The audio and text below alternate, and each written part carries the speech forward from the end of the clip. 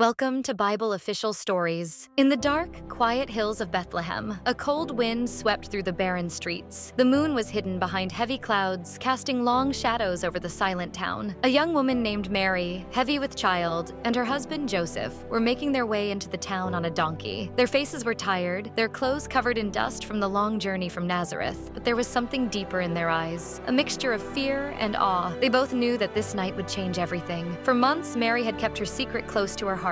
She had told Joseph, of course, and they had both been visited by angels, but even then, the reality was hard to grasp. An angel had appeared to her, telling her she would bear a son, the Son of God. How could a simple girl like her, born to a poor family, be chosen for such a thing? And how could she explain this to the world? The streets of Bethlehem were busy with travelers. The emperor had declared a census, and everyone was required to return to their ancestral homes to be counted. The small town was crowded beyond its capacity, and every inn was full. Joseph knocked on door after door, growing more desperate with each passing hour, but everywhere they were turned away. Mary's time was close. She could feel the child stirring within her, and each contraction was stronger than the last. Finally, after what felt like an eternity of searching, a kind innkeeper offered them a stable. No room inside the inn, but at least a roof over their heads. It was cold. The smell of animals thickened the air, but it was the best they could hope for. Joseph hurried to make Mary as comfortable as possible, laying out fresh straw and wrapping her in their cloaks. The air was tense. Mary's breath was ragged, and Joseph could see the strain on her face. Hours passed, but then, as the pain grew unbearable, there was a sudden stillness. The silence was broken only by the first soft cry of the child. Jesus was born. The world outside continued its hurried pace, unaware of the momentous event taking place in the humble stable. But above, in the vast night sky, something incredible was happening. Far across the desert, three men stood gazing up at the stars. They were wise men, sages from distant lands, well-versed in the movement of the heavens and ancient prophecies. For weeks, they had been watching a particular star, brighter than any other, which had appeared without warning. It was unlike any celestial event they had ever witnessed, and the scriptures had foretold this moment. "A king has been born,"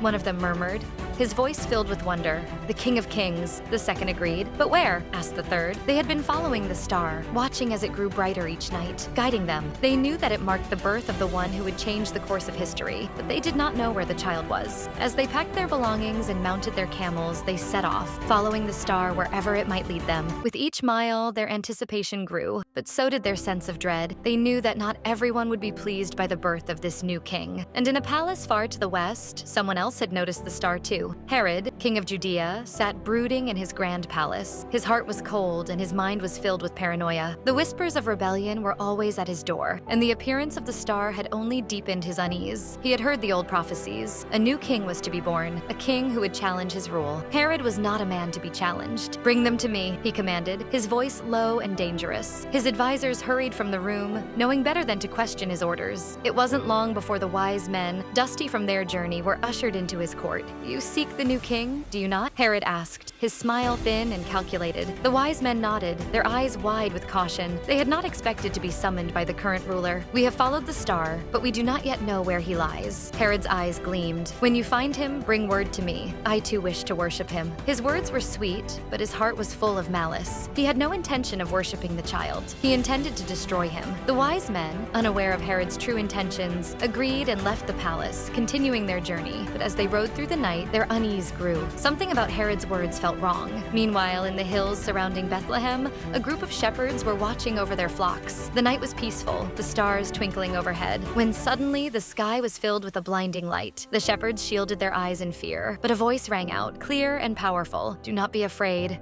I bring you good news of great joy that will be for all the people, today in the town of David."